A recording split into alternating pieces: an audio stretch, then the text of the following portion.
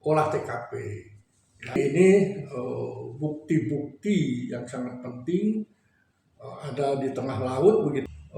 Olah TKP perlu dilakukan, disabutin semua, ya kan?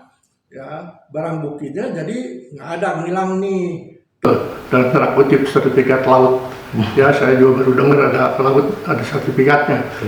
Tapi yang pasti ya perkembangan yang kita harapkan itu ada sebuah proses hukum.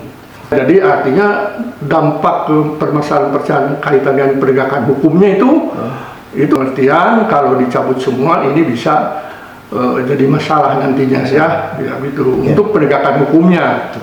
Oke, Assalamualaikum warahmatullahi wabarakatuh. Waalaikumsalam. Kembali lagi dengan saya Restu Ginanjar di Apip Channel, membahas situasi terkait kondisi yang terjadi di negara Indonesia saat ini.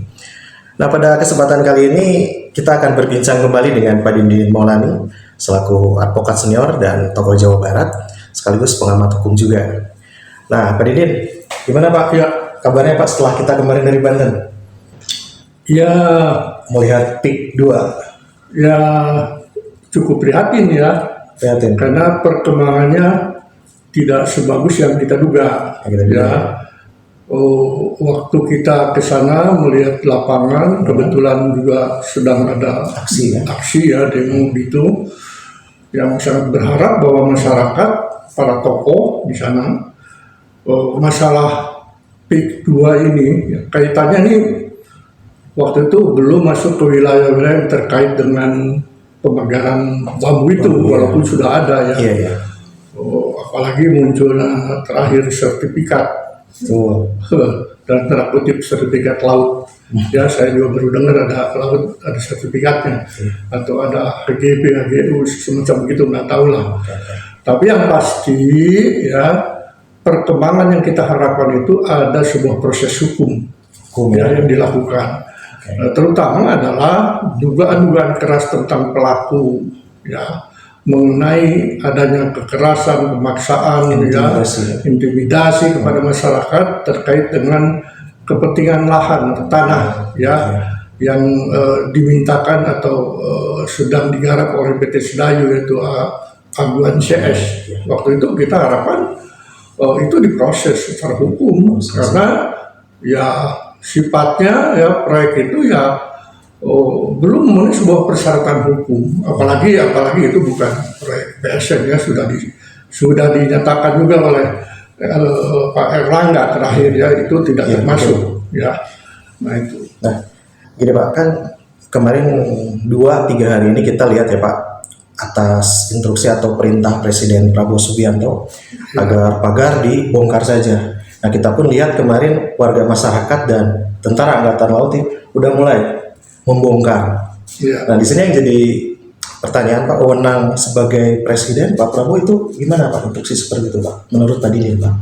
Oh iya, Presiden sebagai pemimpin tertinggi di sebuah negara yang memiliki kewenangan, memiliki bahkan kewajiban untuk melakukan sebuah tindakan. Kalau perlu ya dilakukan secara cepat ya, sepanjang itu untuk kepentingan negara, kepentingan umum masyarakat yang lebih luas ya. Saya pikir instruksi dia untuk apa itu pencabutan pagar ya, itu menurut saya bukan dari aspek hukum ya, ini lebih kepada kewenangan ya politis, itu sah-sah saja ya, karena seorang presiden yang mungkin punya tanggung jawab, dia harus merespon apa yang diinginkan oleh masyarakat luas ya, termasuk para pengamat dan para tokoh. Cuma di sini ya harus hati-hati ya, karena bagaimanapun juga tindakan yang dilakukan terhadap kasus pencabutan bambu itu yang kebetulan juga tertancap di laut, itu kaitannya akan berhubungan dan terkoneksi dengan beberapa institusi lain ya, dalam konteks terutama penegakan hukum ya. Kalau itu dicabut, diperintahkan oleh Presiden kepada TNI ya sah-sah saja memang, dan TNI melakukan itu ya, Angkatan Laut dalam ini ya karena perintah Presiden ya automatically ya dimanapun juga kalau diperintahkan presiden ya siap selalu siap ya kan. Cuma di sini sebetulnya harusnya ada yang lebih paham tentang posisi atau kasus adanya pagar laut itu, gitu loh. Ya jadi artinya dampak permasalahan kaitan dengan penegakan hukumnya itu akan ada ya, akan ada dalam pengertian kalau dicabut semua ini bisa jadi masalah nantinya ya gitu untuk penegakan hukumnya. Kira-kira seperti itu. Nah, jadi kan ini katakanlah berpengaruh atau berdampak pada proses penegakan hukum ya Pak. Ya. Berarti kalau misalkan itu dicabut barang bukti jadi hilang. Ya kira-kira itu ya, karena gini, kita semua tahu ya banyak media terutama Tempo misalnya melakukan investigasi di lapangan, para tokoh melakukan investigasi di lapangan, termasuk para kuasa hukum ya dari masyarakat juga melakukan itu. Jadi pemagaran itu dilakukan secara ilegal, ya tidak sah. Nah, dan yang kedua tentu saja juga menjadi pertanyaan besar ketika sampai sekarang belum diketahui siapa pelakunya. Ya ditanya ke sana kemari nggak ada yang tahu. Tapi sudah ada ya kesimpulan sementara, dugaan kuat sementara bahwa di lapangan sudah ditemukan ada beberapa bukti awal, ya bahkan disebut namanya, ya kan, ada nama Gojali, ada nama Mehmet, ya ada nama Ali Hanafiah, ya itu sebagai pelaku yang melakukan pemagaran laut di lapangan. Bahkan ada yang mencoba mencari tahu lebih dalam lagi Ali Hanafiah ini siapa, ya ternyata juga dia adalah orang dekatnya Aguan. Jadi kesimpulannya, pemagaran laut itu ilegal, melanggar hukum. Dan ini tentu saja kesimpulan yang perlu dibuktikan lebih lanjut untuk kaitan dengan proses penegakan hukumnya. Ini tidak lepas kaitannya dengan PIK 2, yaitu proyeknya Aguan. Itu yang menjadi perhatian kita ya. Sebab begini, lautan ini atau pesisir pantai lautan ini ya sama aja ibaratnya dengan itu kan dikuasai negara ya, milik negara, atau dalam hal ini beberapa wilayah tertentu milik pemerintahan di daerah sekitar ya. Nah, apa bedanya dengan sebuah alun-alun? Ya, alun-alun di kabupaten, di kota, di mana ya, tiba-tiba alun-alun ada yang mager, ya, walaupun nggak semuanya yang dipager. Lucu nggak? Nggak lucu, ya, nggak lucu itu alun-alun ya di darat ya, dan itu memungkinkan ada sebuah dugaan-dugaan misalnya itu milik ahli waris biasa ya, pernah terjadi juga ya, dan dia memperlihatkan giri itu apa segala. Sekarang di laut, ya tiba-tiba ya terujung-ujung setelah ketahuan itu ada pagar, tapi yang aneh yang memagar itu siapa belum ketahuan, tiba-tiba diketahui lah ternyata kapling laut yang dipagar itu sudah memiliki apa sih, HGB atau HGB atau apa ya. Itu penelusuran Tempo ya, saya coba pelajari itu, ternyata ada surat-suratnya di bawah dasar laut itu, di kapling begitu kan. Nah ini kan nggak lucu gitu, nggak bener lah ini sebuah penemuan yang menurut saya ini perlu digali, perlu dicari tahu ya, siapa yang memagar itu dan siapa yang melahirkan girik bodong ya, kapling itu disebutkan di situ ya, seolah-olah itu asalnya dari girik gitu loh, dari abrasi, ceritanya begitu ya, dari abrasi yang sebetulnya itu tanah-tanah rakyat, ya kan, lalu dari situ muncul girik dan itu akan dipersiapkan kemungkinan muncul nanti semacam HGB. Itu perlu dibongkar ya, itu mafia semacam itu ya perlu di clearkan. Nah ini saya penegakan hukum ini untuk kasus ini terang-terang sebetulnya. Jadi itu dulu lakukan gitu maksud saya. Itu dulu lakukan. Nah gini Pak, kan ini konon kabarnya nih berita yang beredar di seliweran lah di media sosial. Diceritakan katanya ada keterlibatan pejabat di pemerintahan sebelumnya kerjasama dengan konglomerat lah seperti itu. Nah dengan dicabutnya pagar-pagar ini, apakah proses hukumnya bisa berlanjut atau gimana Pak? Saya sebagai orang awam belum paham itu Pak, ke sana Pak. Iya, memang ada beberapa juga pertanyaan netizen ya dari sebuah media ya yang meliput ini. Ya ini gimana nanti penegakan hukumnya? Nah, saya juga sedikit agak-agak menyayangkan ya. Sebaiknya ya saya ini himbau ya, saya minta nih kepada Pak Prabowo dan kepada TNI Angkatan Laut yang ada di lapangan. Ya apresiasi untuk mencabut itu sudah bagus lah. Tapi jangan dicabut semuanya, begitu. Disisakan. Ya harus disisakan. Ada titik-titik yang menunjukkan di situ ada perbuatan melawan hukum dengan bukti adanya pancangan bambu-bambu, begitu. Oh ini misalnya alasannya ini dibongkar selain permintaan masyarakat, memang masyarakat juga dirugikan dengan adanya pancangan pagar laut itu, pagar bambu itu ya bilang. Karena mobilitas nelayan sangat terganggu ya, untuk pengawasan pesisir pantai laut juga terganggu tentu ya. Saya sepakat bahwa itu jadi pertimbangan, tapi karena ini kepentingan ke depan akan menjadi barang bukti, nah jalan keluarnya ya dibuka sebagian-sebagian di titik-titik tertentu sehingga nelayan mudah ya untuk melaut kembali ke pesisir pantai gitu loh. Nah sementara di pengawasan juga mudah dilakukan. Karena dalam prosesnya nanti sebetulnya kalau dilakukan saya kenapa bilang karena belum ada tanda tangan nih orang-orang para mafia ini ditangkepin ya instruksi presiden ini saya tidak tahu mungkin sudah ada tapi pelaksanaannya nih gimana ya. Ini hal yang mudah gitu untuk nangkap orang-orang itu, udah disebut nama. Walaupun ada yang mau lari kemana juga ya.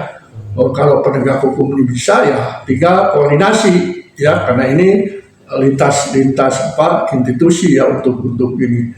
Nah ini yang menjadi permasalahan hukum nantinya kan itu menjadi barang bukti.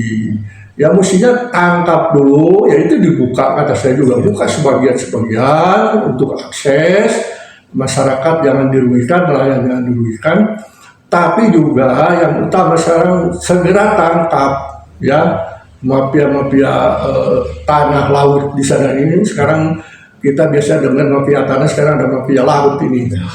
Ini udah luar biasa. Ini negeri mafia nih, kelihatannya laut aja udah ada mafianya nih. Nah kalau mereka ini ditangkap kan nanti ada pembesaran setempat, ada sebagai barang bukti harus sinkron dengan pengakuan tersangka itu di sepanjang mana saja ya dilakukan pemagaran, kedalaman berapa, seperti apa dilakukan ya. Jadi kalau ini dihilangkan semua, ini agak sulit nanti ya. Kalau dihilangkan di darat agak mendingan ya, ada titik-titik bekas-bekas dari pencabutan itu bisa ya. Kalau di laut dicabut semuanya ya dalam beberapa hari aja di bawah hilang, nggak akan terpetakan lagi. Ini bahaya ke depan. Ini menjadi polemik dan peluang bagi tersangka ya untuk berkelit lagi ya tersangka ini kan ya bukan hanya orang-orang yang disebut tadi, tersangka di belakangnya orang-orang gede yang mafia rakus, tentu dengan segala macam cara mereka akan lakukan pembelaan. Nah gimana kita memetakan adanya misalnya yang temuan Tempo, investigasi Tempo, ada HGB-nya. Gimana memetakannya ketika itu hilang gitu. Karena perkiraan saya bukan ahlinya. Karena itu dari data satelit ya kalau di darat ya ketahuan lah. Ya di darat bagaimanapun juga ada petak-petak tuh ketahuan apa titiknya apa. Kalau di laut ya itu udah dicabut petaknya ya nggak akan kelihatan lagi. Di sebelah mana titik misalnya SHGB ini adanya di mana, posisinya bagaimana, luasnya seberapa segala macam hilang semua. Jadi saya tidak tidak ingin mengatakan bahwa pencabutan ini bisa terjadi bahwa ini sebuah gimmick atau apa ya yang bisa merugikan untuk penegakan hukum sendiri ya. Dan saya tidak ingin menuduh siapa-siapa karena saya katakan tadi ini sebuah respon ya boleh aja respon itu cukup positif ditunggu tapi tolong dipertimbangkan ya karena ini namanya juga barang bukti gitu. Jadi yang dimaksud saya pemeriksaan setempat itu kan namanya penyelidikan nanti berlanjut ke penyidikan itu juga sebelumnya ada olah TKP ya karena apalagi ini bukti-bukti yang sangat penting ada di tengah laut begitu ya. Nah itu olah TKP perlu dilakukan ya bukan nggak bisa ya bisa saja disabutin semua ya kan ya barang buktinya jadi nggak ada ngilang nih kesulitan ada di video segala macam yang namanya olah TKP pada dasarnya nanti kalau apalagi ini sudah jadi ada tersangka nanti didatangkan di tempat kejadian ya si tersangka nanti dikonfirmasi tentang penanaman bambu ini setinggi apa, dari mana ke mana, ya koordinatnya di mana, segala macam. Nah, si tersangka yang sudah ditangkap itu harus bisa menjelaskan, ya dan dia juga boleh aja melakukan mangkir atau mengatakan ini tidak benar dan segala macam. Nah, ini lebih akan berbahaya kalau itu hilang bambunya. Ya dia bisa ngeles macam-macam tapi kalau bukti itu masih ada ya tinggal nunjukin aja ya kan inilah makanya disebut bahwa barbuk itu jangan dulu dicabut semua olah TKP membutuhkan itu gitu loh ya saya kira itu. Oke, ini Pak Dindin mohon maaf sebelumnya dengan kondisi yang mungkin Pak Dindin melihatlah situasi penegakan hukum Indonesia saat ini nih Pak. Seberapa yakin sih Pak Dindin sebagai pengamat hukum, advokat juga senior, penegakan hukum terhadap dalang utamanya seberapa yakin bisa ditangkap Pak? Begini ya, kalau saya melihat data-data permulaan yang muncul ya.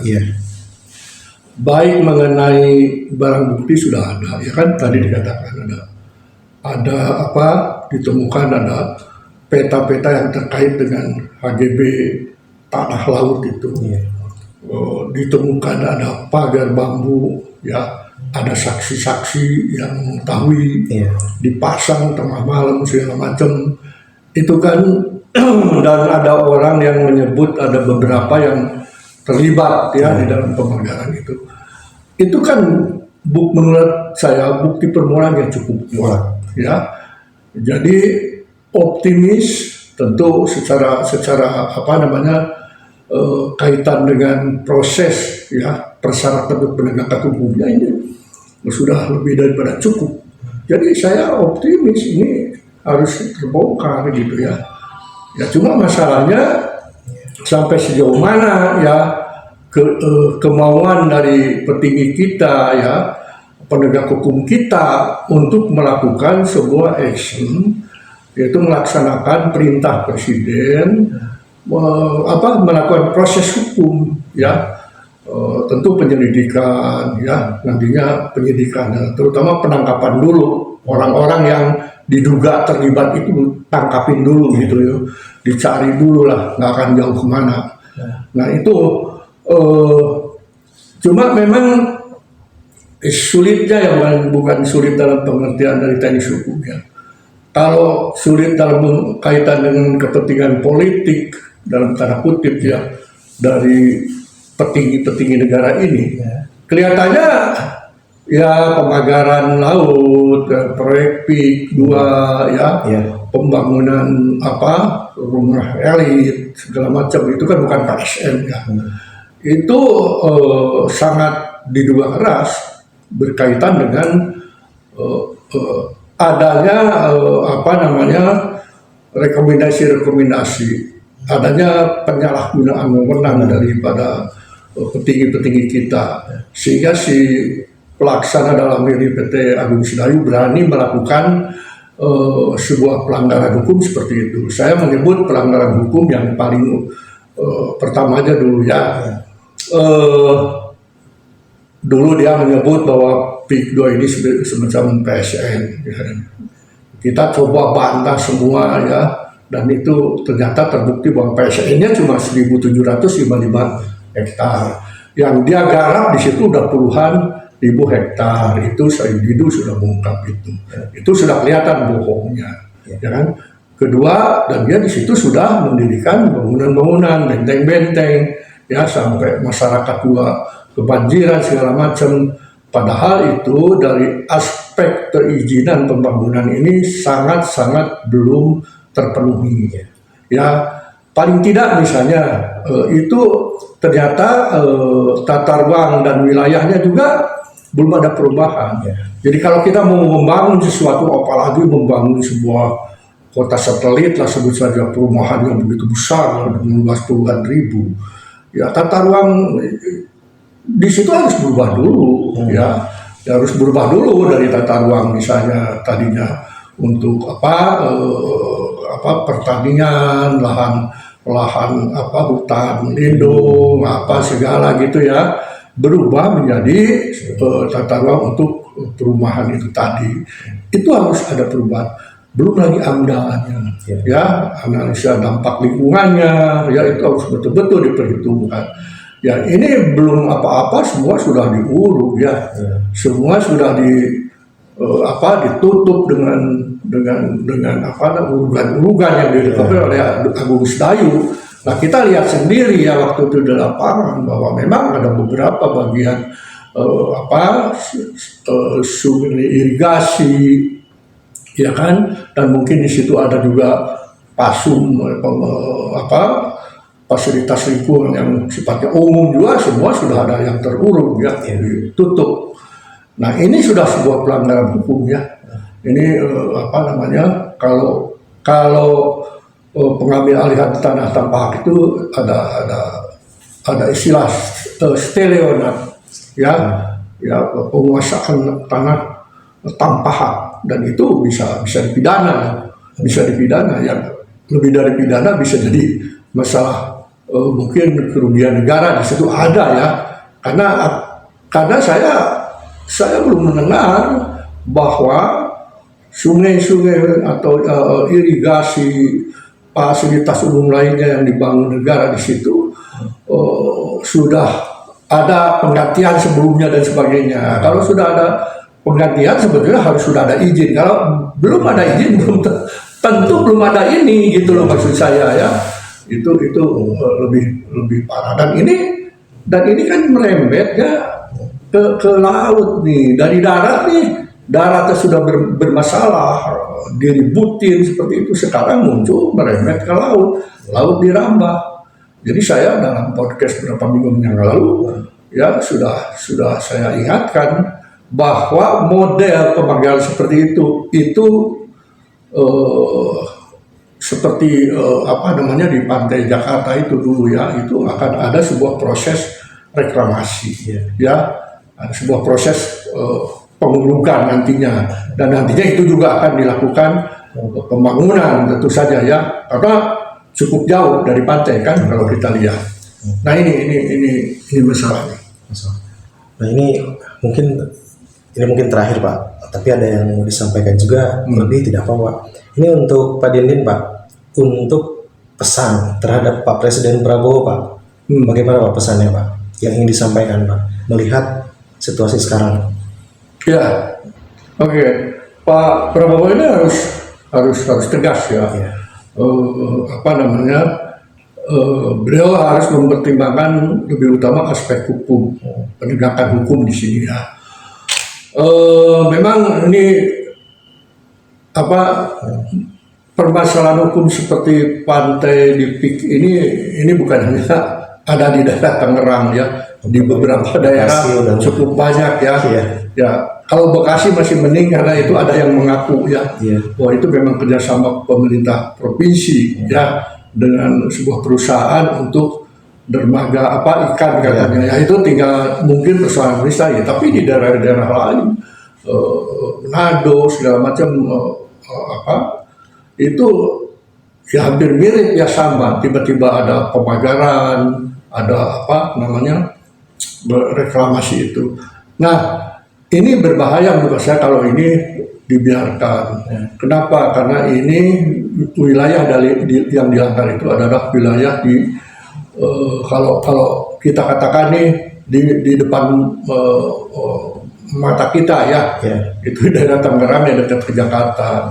Ya, Presiden harus melakukan tindakan tegas ya, terutama segera perintahkan untuk penangkapan ya orang-orang yang terlibat ya, semua itu.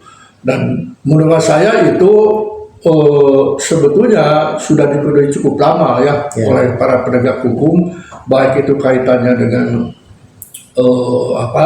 kepolisian ya, dan di situ ada KKP, ada penegak hukum, penyelidik PNS segala gitu, usia sudah cukup lama. Tapi ternyata kan sampai sekarang nih belum ada langkah, saya belum melihat langkah-langkah itu. Nah, sebaiknya kalau dilihat seperti itu, Prabowo juga melakukan langkah lebih daripada itu, misalnya membentuk tim khusus, ya, tim khusus untuk melakukan penyelidikan langsung, ya, yang tentu saja nanti hasil dari tim penyelidikan ini koneksitas, ya, dari institusi-institusi, dan di situ kalau saya berharap ada tim ahli ya yang ditunjuk, misalnya dari kalangan kampus supaya lebih moderat ya, lebih ini ya, ya hasilnya nanti itu menjadi sebuah proses untuk penegakan hukum sampai ke pengadilan. Itu Pak Prabowo harus lakukan itu dan harus pantau terus sampai ini tuntas. Sebab kalau tidak, gimana di daerah-daerah lain ya yang juga terjadi hal-hal pelanggaran hukum yang sama ya, daerah-daerah yang jauh dari Jakarta, depan mata kepala sini Jakarta nggak bisa menyelesaikan ini. Nah ini saya pikir harus dilakukan oleh Pak Prabowo ini ya.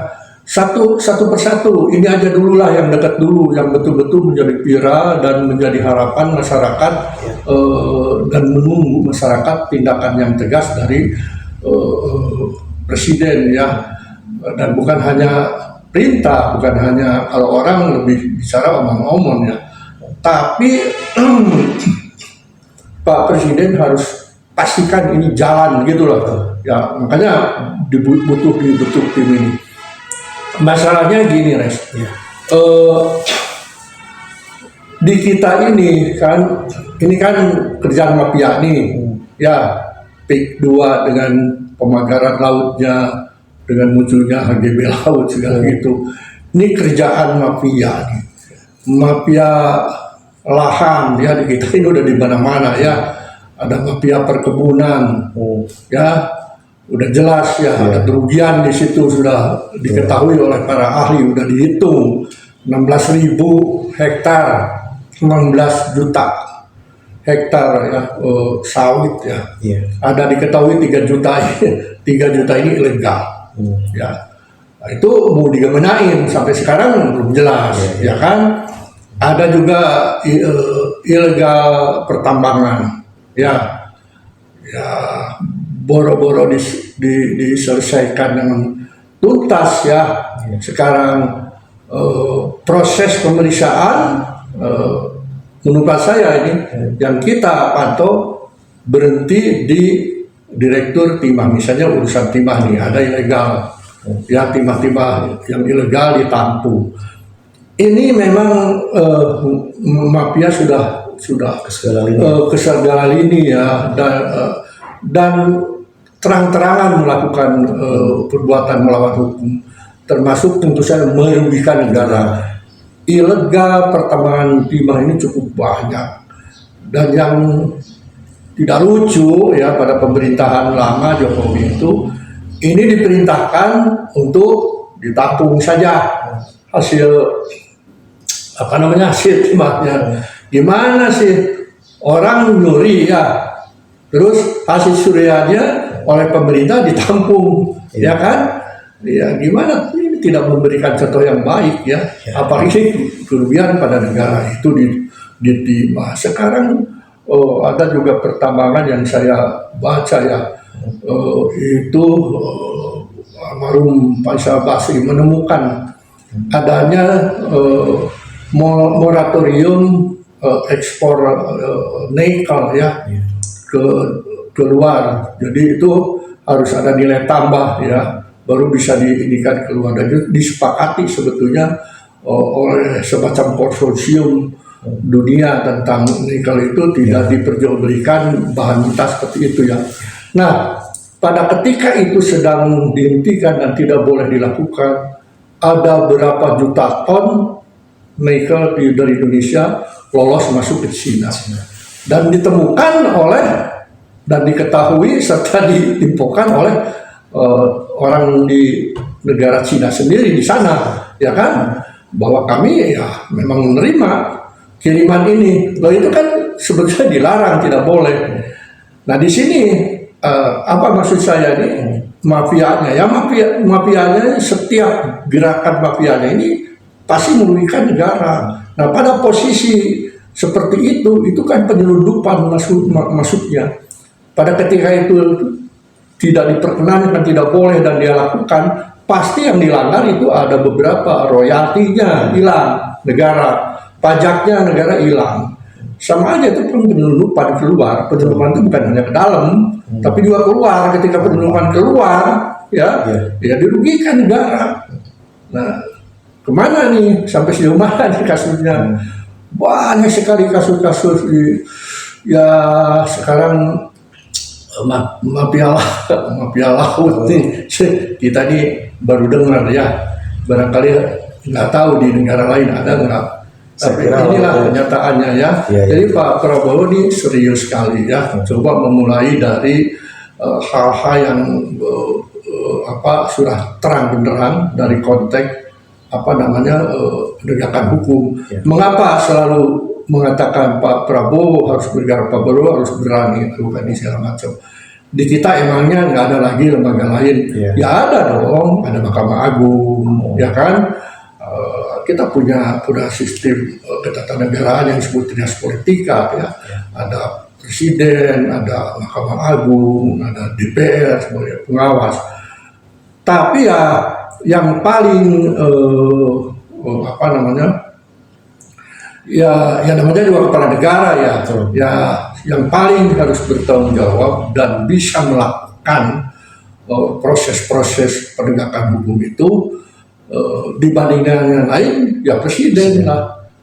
Ya kan gini, misalnya begini, ini contohnya, ketika ada sebuah pelanggaran hukum di Mahkamah Agung, di institusi kehakiman, atau di institusi legislatif, wakil rakyat, presiden kan bisa perintahkan KPK, perintahkan Kejaksaan Agung, perintahkan polisi untuk melakukan sebuah proses.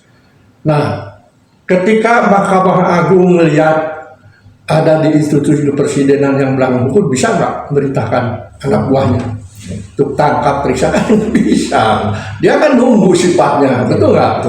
Nunggu sifatnya untuk diproses hukum, baru nanti kalau sudah masuk ya di pengadilan ya baru dia punya kewenangan. Di kewenangannya dia menunggu gitu. Sama juga dengan DPR ya, tidak bisa DPR ini dalam konteks penegakan hukum sama, ya, lebih pada pengawasannya. Dia minta keterangan dulu, ada hak interpelasi dulu. Kalau itu sudah mulai agak terang benderang, bisa ditingkatkan, ada hak angket ya, untuk melakukan sebuah proses investigasi yang diberikan kewenangan kepada anggota dewan ya. Itu prosesnya cukup lama. Kalau di lembaga kepresidenan sih enggak, karena memang penegakan hukum ya, proses penegakan hukum difasilitasi, disediakan ya, yang sejak awal itu memang para perusahaan memang ada di lembaga kepresidenan ini, pemerintahan ini. Jadi presiden yang harus lebih proaktif, walaupun memang semua juga sama ya, akhirnya harus punya tanggung jawab lah semuanya ya. 3 pilar kekuatan negara ini harus sama. Jangan sampai misalnya juga pemerintah sudah susah payah ya menghadirkan dan menangkap orang yang telah melakukan kerugian negara, korupsi misalnya ya, tapi lembaga kehakiman, Mahkamah Agung di sini misalnya juga main-main, nggak karu-karuan ya. Kejadian seperti kemarin kan, banyak kejadian ya, tapi paling tidak yang menarik yang paling akhir ya, korupsi berapa ratus triliun itu ya, dituntut atau dihukum cuma berapa, 6,5 tahun, kayak macam begitu. Jadi harusnya semua juga harus kompak sih sebetulnya ya. Jadi bukan, saya tidak mengatakan bahwa segalanya untuk penegak hukum ada di pemerintahan dan dalam presiden, tidak sih. Tapi untuk proaktif melakukan sebuah proses awal itu ya pemerintah harus bergerak gitu. Presiden lah yang harus lebih cepat melakukan ini. Itu saya kira ya. Sebab kalau tidak, ini susah ya. Pemerintahan 10 tahun ke belakang sudah dicap sebagai pemerintahan yang korup ya. OCCRP ini sudah seperti itu menyatakan ya, dan masyarakat kita juga sudah umum mengetahui. Ini sudah bukan gerah lagi lah ya. Ini bukan kalau gerah itu gimana ya. Ini sudah menyebarkan lah ya. Makanya tadi disebut, wah ini sudah, negara sudah diatur dalam 10 atau paling 5 tahun terakhir ini oleh para mafia begitu ya, para tepan rakus dan para mafia. Nah, kalau ini tidak dibenahi oleh pemerintahan yang baru, oleh Prabowo, saya khawatir ya nanti ada cap yang negatif yang lebih dasar kepada Prabowo, kepada presiden yang baru ini. Kalau tidak ada upaya kemauan untuk melakukan pembersihan dan perbaikan dan pembersihan ya di lingkungannya. Nah ini bahaya ya, dia bisa 2 kali lipat ya, kena tekanan masyarakat ya itu. Ya itu silakan saja. Sekarang tinggal gimana ya Prabowo berani melakukan itu dengan segala macam risiko ya, tentu ya, risiko politik ada tentu ya. Kalau menurut saya tinggal bagaimana memainkan perannya ya, karena masalah politik ini sangat cair, beda dengan masalah hukum itu udah pasti ya, aturannya pasti ya, segala macam, sampai tadi sebelum hukumannya juga ada aturannya segala gitu ya. Ya saya tadi menjelaskan kan, mencabut bambu itu juga ada aturannya, ada kaitannya dengan hal lain gitu. Nah, kalau urusan politik ya gimana pinter-pinternya aja ya meredam politik ini. Nah makanya barangkali terakhir saya ingin bukan mengingatkan ya, mengatakan bahwa Pak Prabowo juga sudah mengatakan ya, kita ini sudah capek ya, negara kita ini kaya, kita ini sudah capek untuk membangun negara yang kaya tapi tidak bisa maju seperti negara-negara lain yang bareng ya berangkatnya. Misalnya mungkin maksudnya beliau bisa dengan Korea, dibandingkan dengan Korea, Vietnam, apalagi di bawah kita, ya RRC hampir sama itu. Kenapa yang lain maju, kenapa kita masih mandek gitu ya? Nah ini sebetulnya yang harus menjadi perhatian, bahwa hukum itu memang harus jadi panglima, gitu, ya kan? Hukum harus jadi panglima. Jadi kalaupun Pak Prabowo mengatakan tolonglah jangan ribut-ribut, jangan apalah segala macam, dunia politik kisruh segala macam, ya kan? Nanti kita tidak bisa meningkat nih perekonomian kita. Ya kalau saya mengatakan justru kalau ingin perekonomian kita meningkat, ya ingin maju besar, beresin dulu penegakan hukumnya, ya. Ya, buang itu, tenang itu semua mafia-mafia yang saya sebutkan tadi, ya kan? Iya. Terutama ini mafia kita ini sebetulnya terbatas, ya, ada di Taipan rakus itu, beresin dulu ini semua, sehingga ini dampaknya ke politik, dampaknya kepada ekonomi lagi, ini akan menjadi lebih cepat, ya, lebih bagus gitu. Sepanjang persoalan penegakan hukumnya ragu, ya setengah-setengah, ya istilah kericuhan itu, ya kericuhan politik ya sebetulnya itu bisa terus terjadi karena kekecewaan rakyat, ya itu nggak bisa kekecewaan rakyat kan nggak bisa hanya diomongin, hanya omong-omong, hanya ada di medsos segala macam. Kekecewaan rakyat kalau sudah memuncak bisa turun ke jalan, ya bisa people power, bisa apa di negara lain, coba banyak contoh ya, terakhir ya, di mana di Suriah segala macam. Dan kekecewaan rakyat yang melakukan sebuah pressure itu dengan people power, dengan apa itu memang dilindungi undang-undang, memang ada undang-undangnya. Yang dimaksud dengan undang-undang unjuk rasa, unjuk rasanya mau berapa, ya. Unjuk rasa tidak ada dalam undang-undang dibatasi. Boleh unjuk rasa hanya 500, nggak bisa. Boleh aja, boleh 5 juta juga boleh. Nah makanya kekecewaan inilah yang harus segera diredam, ya, dengan cara penegakan hukum yang tegas. Kalau ini penegakan tegas, ya, dampaknya ke ekonomi bagus. Kenapa? Ya karena tidak ada mafia itu, ya, tidak ada orang-orang preman-preman itu. Preman nantinya juga kalau memang penegakan hukum bagus, ya nanti masuk ke wilayah ekonominya, semua terbagi kuenya gitu loh. Kalau penegakan hukum tidak diberesin, kuenya dimakan segelintir Taipan rakus itu. Makanya banyak ya warga negara, banyak rakyat kita yang tidak terbagi. Akhirnya juga ada yang kelaparan, yang nggak bisa makan, ada yang susah, ekonomi segala macam. Dampaknya kriminalisasi, ya. Kriminalisasi masuk ke organisasi, ke ormas, kemana-mana segala macam, lalu dituding lah, ya orang pengacau lah, ini segala macam. Padahal yang bikin kacau apa? Yang bikin kacau kebijakan pemerintah yang tidak adil, yang nggak benar. Saya katakan menyebut tidak adil, yang nggak benar gitu ya. Kenapa? Ini Indonesia negara yang sangat kaya raya. Kalau dikelola dengan baik, adil, benar, insya Allah nggak akan ada tuh preman macam-macam segala macam, ya nggak akan ada, ya karena masyarakat terkena dampak dari kemajuan ekonomi itu. Saya kira ini jadi perhatian, yang harus jadi perhatian utama ya, untuk kita semua. Oke. Ya. Luar biasa Pak Dinding yang telah disampaikan.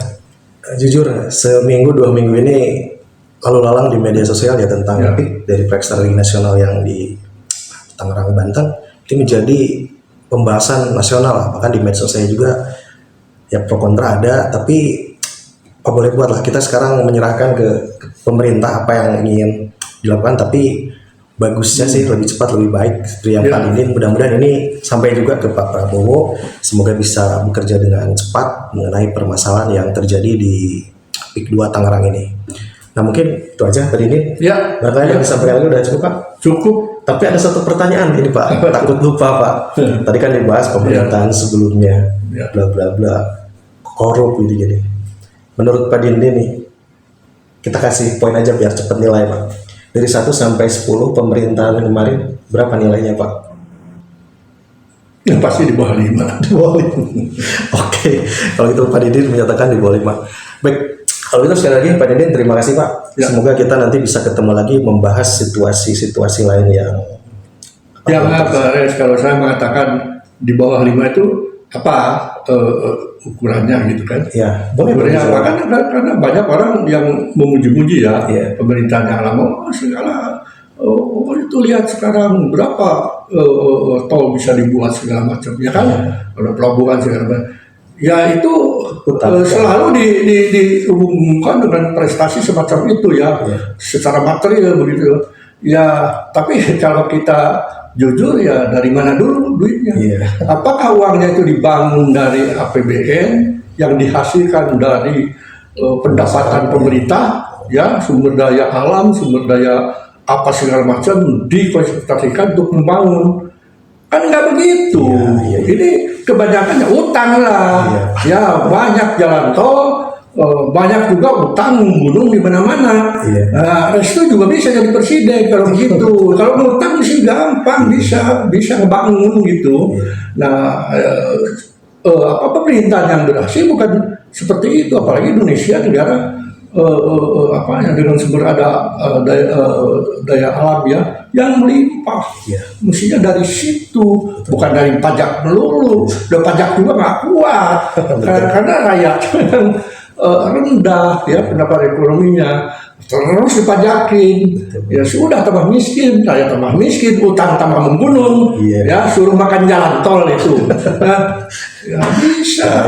Baik kalau gitu Pak Didin sekali lagi terima kasih Pak. Nanti kita bahas lagi Pak. Sepertinya membahas Indonesia saat ini tidak akan dari 1 jam juga. Oke.